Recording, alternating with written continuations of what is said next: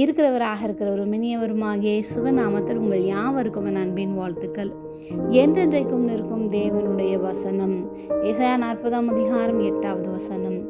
புல் உலர்ந்து பூ உதிரும், நமது தேவனுடைய வசனமோ என்றென்றைக்கும் நிற்கும் என்பதையே சொல் என்று உரைத்தது.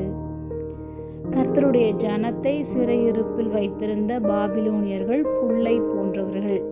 கர்த்தருடைய வல்லமைக்கு முன்னால் அவர்களால் நிற்க முடியாது. தேவனுடைய வார்த்தை என்றென்றைக்கும் நிலைத்திருக்கும் சத்தியமான வார்த்தையாகும். மனிதர்களின் பலமும் மகிமையும் புல்லை போன்று நிலையற்றவை. ஆனால் கர்த்தருடைய வாக்குத்தத்தங்கள் ஒருபோதும் மாறாதவை. ஏசாயா 40 தேவனுடைய மகிமை வெளிப்படுவதையும் அவருடைய வார்த்தை நிச்சயமாக நிறைவேறுவதையும் காண முடிகின்றது. சத்துருக்கள் தடையாக இருந்தாலும் கர்த்தர் தம்முடைய ஜனங்களை விடுவித்து தாம் கூறிய அனைத்தையும் நிறைவேற்றுவார் என்பதை இந்த பகுதி தெளிவாக எடுத்து காட்டுகிறது.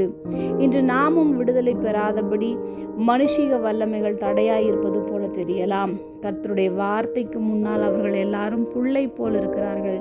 கர்த்தருடைய ஆவியானவர் அதன் மேல் ஊதும் போது புல் உலர்ந்து போகும்.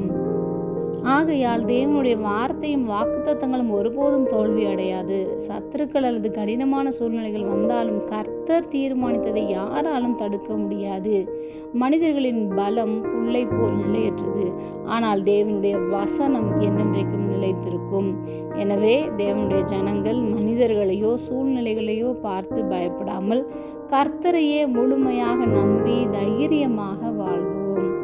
ஜெபம். அன்பின் பரம தகப்பனே, எப்பொழுதும் எங்களோடு கூட இருக்கிறவரே, உம்முடைய வார்த்தைக்காக நன்றி செலுத்துகிறோம். இயேசுவின் நாமத்தில் பிதாவே, ஆமென்.